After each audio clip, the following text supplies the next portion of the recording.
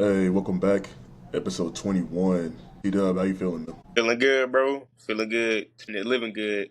I guess. Nothing else. Good to see you, bro. Continue our NBA series. We're kind of reviewing like off-season moves, little season preview for these teams. We finally finished the Eastern Conference, so today we're gonna start the Western Conference, and we'll jump right into it.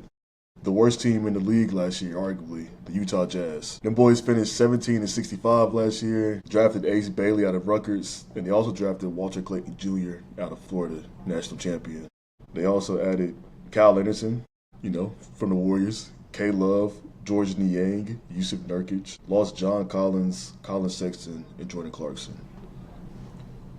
We could let's talk about it in parts. We kind of talked about it when they drafted Ace Bailey, but just for as a reminder, what's your thoughts on Ace Bailey going to the Utah Jazz? Man, I mean, my thoughts on Ace Bailey going to the Utah Jazz is I'm seeing kind of he came off as a little weird to me when he was like very adamant about like not working out for certain teams, Utah being included, and like legit saying that I don't want to play for Utah because I just feel weird when like the next generation of players. I mean, it's still like everybody is well not everybody, but people starting to take it for granted. Because I mean, what there's like how many people are in the NBA? 400, 500 people, 500 players in Yeah. the NBA. There's so many people that want to play basketball on the highest level that just literally will never get the chance, and you're like living your dream. You've worked your whole life for this moment, and for you to actually get there, it shouldn't matter where you go, who drafts you. You should just like get in the door because it still is a privilege to play in the NBA. I don't know what he's gonna do as far as like in the league. I don't know if that's gonna hold him back in a sense because I feel like if he's not coming in there with the sense of like the chip on his shoulder, it's like I gotta prove myself. I gotta make a name for myself because it seems like he already coming in with the mindset like that y'all got to prove yourselves to me. Why should I be here? But you haven't done anything. We don't even know if you're going to be good in the NBA or not. Just because you were, a stud in college, doesn't mean anything. I mean, we've seen people be first picks and just bottom out. It just depends. Then you got players like, Jokic, who he was drafted in the second round. I mean, you're not going to see players like that often. You just never know. So I don't know. I don't know what it means for him. Hopefully, he does come in and he doesn't let that hold him back and he comes in and hoops. I mean, going to the next topic of Utah, I don't see him making a big difference for Utah. I mean, he is good, but Utah is Utah. I can understand, like I just went on to killing him, but without killing him, I understand why somebody wouldn't want to play for Utah. It's like the organization is super bad right now, but I mean, hell, they gave you a chance, but you just got to come in and take it. And I mean, prove why you need to be in the league, and then be a player that they can build around you. Simple. Yeah, I like Ace Bailey from a talent standpoint. He has some questionable shots he takes, but you go to Utah, where the only player that's definitively better than him from a scoring standpoint is Laurie Marketing, who it seems like Utah they may be able to trade him this year or next year, kind of see how he fits beside Ace Bailey. I like Walter Clayton Jr. out of Florida. He's like a come in average 20 points a game, but he's like a very solid offensive guard, and he was really clutch last year in college. Obviously, they won the national championship under his leadership, but I don't see Utah having high expectations. I don't even think they have high expectations for this team. I'm actually, I wouldn't put money on this, but there's a world I can see the Jazz being worse than the Wizards. It's like just a legitimate just being the worst team in the league. Because you got to think, not only do they lack talent on this roster, but they also have to play in the Western Conference. Once we get past this next team, there's a real case that 11, 12 teams be fighting for the playoffs next year in the Western Conference. Literally. Which the Jazz is the only team that is incentivized to lose next year because they have their draft pick. Yeah. In saying that, we're gonna go down south to New Orleans. Last year, the Pelicans finished 21 and 61. Drafted Jeremiah Fears and Derek Queen, which these guys are two pretty good prospects. So I want to just stop it right here real fast. But the Pelicans threw everybody off when they traded back in the first round to get Derek Queen. And not because they drafted for Derek Queen, but because they traded this year's first round pick unprotected. Which, if you think the Pelicans are going to be good this year, that's not the end of the world. But issue is, as we've seen, if Zion Williams is not healthy, this team is dog. And even with Zion being healthy this year, this team has a lot of good players, but there's no cohesion. The fit doesn't make sense. And what I mean by that is You draft Derek Queen, who's a forward. Your best player is a forward, Zion Williamson. Trey Murphy III is your second best player, arguably. He's a forward. Herb Jones is an amazing player. He's a forward. We got all these forwards, but the guard situation with them trading for Jordan Poole, I don't understand what they're doing there. DeJounte Murray's coming back with a torn Achilles. There's not a lot of cohesion in this roster. You got Messi at center, but I don't know, man. The Pelicans, you get rid of CJ McCollum, you lost Bruce Brown, you lost Kelly Olynyk, but you do bring in NBA champion Kevon Looney. But I don't know what they're doing in New Orleans, man. Like Jeremiah Fears, Derek Queen, cool draft picks, but trading this year's first round pick when you're likely to be a bottom three team in the West again next year, it doesn't make any sense. Yeah, man. The Pelicans. They should have did what we told them. They should have traded Zion for that pick in Charlotte, and you could Yeah, have two. You could have two top two picks, man. yeah. The Pelicans. I feel like they kind of should have just. Yeah, I was trying to figure out the way to get to what you just said. Like, I feel like with them, they should just be in like a kind of scrap rebuild mode. Because, like, I mean, with Zion there, I mean, this question for the time he's been there has pretty much been health. But I mean, he's still a needle mover for another team. So somebody would definitely take a chance on Zion, and yeah, they should have just went in straight rebuild mode. But I don't know where the direction is. I mean, they still it's like they're trying to hold on to like the possibility of being good with what they got, but it's just kind of over. Yo, It's weird, and man. they don't want to admit fault because we both know like if they trade Zion to somewhere and Zion's like, I'm playing 75 games this year. He's averaging 28 points, like 7, 8 rebounds, 5 assists. It's gonna look like the Pelicans were dumb for trading this man. But the question is now, it's like if you was a GM of the Pelicans, can you trade Zion? Just live with it. It's like because the flip side is true, where if you don't trade Zion and Zion just stay being hurt, he might look like Joel Embiid. They have like 2 good seasons in his career, so So yeah, that's the dilemma that they face. I mean, but me personally, if well, I mean, what they didn't trade Zion. I mean, they still can't trade him, I guess, next year. But me personally, I would just live with it because I mean, if he does go somewhere, it's like all right, he's balling. It's like even though he is doing that, I mean, he wasn't doing that here. I mean, you can make a real case as the reason why he's not doing that there is simply because it is New Orleans. Like a lot of people just say, like the type of person he is, he's just not able to thrive and function in New Orleans because I mean New Orleans is a big food capital, bro. Yeah, and I don't. It just might not be. It might just not be the best fit place for him, like distraction wise. Might just be time for him to get out of here. But I mean, he just got to live with that.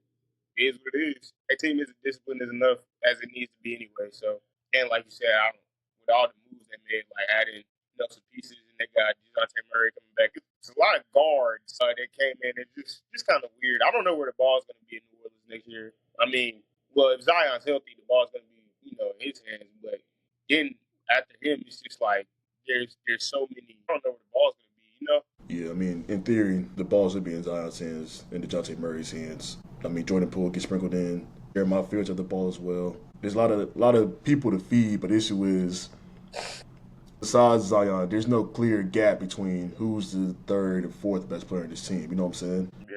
Like it's really like a toss up where there's a real case guys from 3 to 6 they all feel probably equal. Like, hey, I'm just as good as that guy, and we're not winning, so I need to get my numbers up. But it's interesting to talk about the food situation because Derek Queen and the guy they traded this year's first round pick for is also a guy coming in as a rookie to New Orleans with questions about his conditioning, questions about his commitment to a good diet. And I'm like, you're literally doing this after you just saw Zion blow up a few years ago. So the Pelicans, man, Yeah. hopefully for them, Zion becomes what they drafted him at #1 to be. But that was 7 years ago or 6 years ago. Yeah, man. So It's been a just while, bro.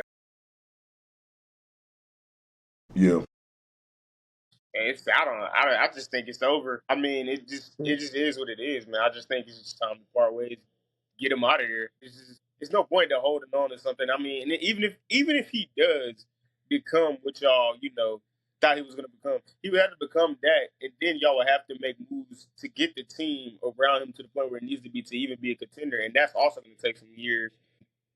I don't. It just that's just a super long process instead of just scrapping it. You know. I want to say this too. A lot of people killed the Lakers for what they gave up to get Anthony Davis. The Lakers have won that trade, especially now that Brandon Ingram's gone, Lonzo Ben gone, Larry Nance Jr.'s gone. Josh Hart's gone. The picks that was in that trade, they didn't turn into any superstars. That trade is done, man. Like the Lakers got killed for it, but they got Anthony Davis, one of the greatest players of all time, and a championship out of it, And got a and chip. playoff runs. Mm-hmm. Next team, man. Staying in the same division, headed to the Spurs. Last year, the Spurs was 34-48. Drafted my guy, Dylan Harper. Drafted Carter Bryant. Carter Bryant's a really good, young, relentless defender. Got good athleticism, could drive. A little spot up shooting. They also added Luke Cornett and Kelly Olynyk. They did lose Hall of Famer Chris Paul, but as we're about to get into, that's not going to be a big loss. Let's just jump right into it. De'Aaron Fox 4-year max extension. After you draft a point guard number 2 in the draft, after you have a point guard win Rookie of the Year last year, I'm pretty sure there was a handshake agreement when they traded for Fox that they would give him a max contract extension. But damn, like this Spurs team, the young guys look really well around Wimby. I don't get the Fox extension in any because I don't see who they would have been bidding for against Fox. So But you had some more to say, or no, all right. Well, first, what I'm gonna say about the whole Fox situation is shout out to Fox. I mean, bro bet on himself, and it paid off. So shout out to him. He got paid. Did what he wanted to do. But yeah, man, that's weird, man. When I saw the extension that they gave Fox, or not, the max that they gave him, I just I was kind of puzzled. I ain't gonna lie. I mean, I don't, they could sign him for a good amount of money, but like you said, I don't know who they would have been bidding against to the point where they needed to give him that much money. And they had a young and up and coming team already. You just had a guy that won Rookie of the Year, point guard. I mean, in a sense, I mean, if bro that won Rookie of the Year keeps improving, like you don't think he can do what De'Aaron Fox has done in the league? Not, but I just it's kind of weird because like now, I mean, giving the guy that much money, you're gonna give him the ball. It's like you kind of like here, like I mean, you're our point guard, like you're what we're going with because you're not gonna. I don't know, like do they develop bro that won Rookie of the Year even further, or do they just be like, I mean, well now we got De'Aaron, we give him all this money, bro. I don't know. Like I feel like the team is gonna get broken up behind that.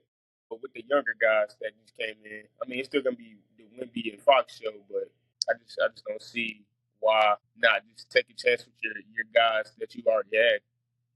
That I team mean, was young. I guess they could look at it in terms of they'll know they always have like a high level guard on the floor.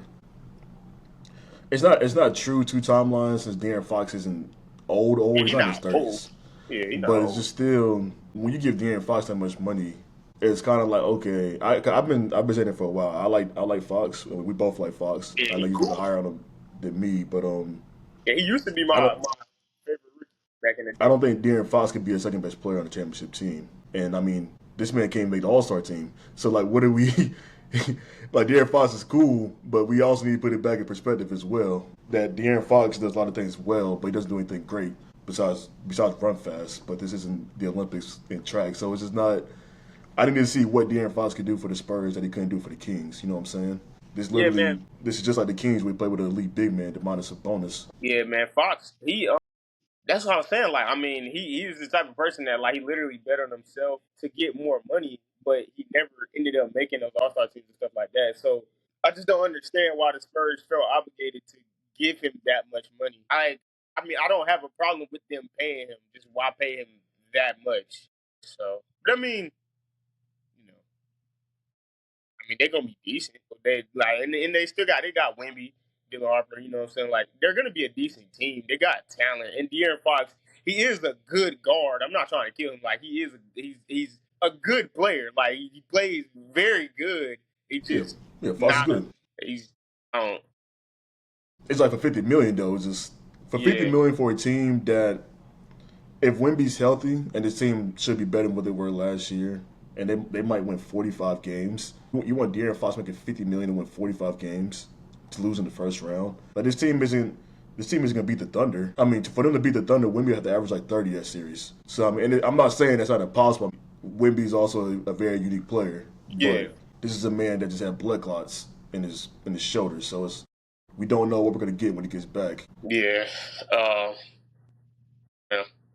Spurs will be decent though. They will be decent, but Yeah, I don't know. It seems like with a lot of these teams, these bottom of the barrel teams, they're not bottom of the barrel. I mean, I guess it's hard to be considered bottom of the barrel in the Western Conference because, like we just said, it's a whole lot of great teams in the Western Conference, but it it's just like it seems like a lot of problem is like they're just kicking out money just to be mediocre. When you could save yourself some money and like potentially make a big move in the offseason that could turn the tables for your team. Because a lot of these teams are like legit one like person away from making themselves relevant to championship level. Yeah. So yeah, but being 50 million, that's a little weird. It's pretty steep. It's steep, Yeah. man. All right, man. That's it for this episode. Next episode, we're going to talk Blazers, Suns, I believe Dallas Mavericks. So, very interesting episode coming up, man. Appreciate you jumping on as always. I'll see you soon, bro. Thank you. Yeah.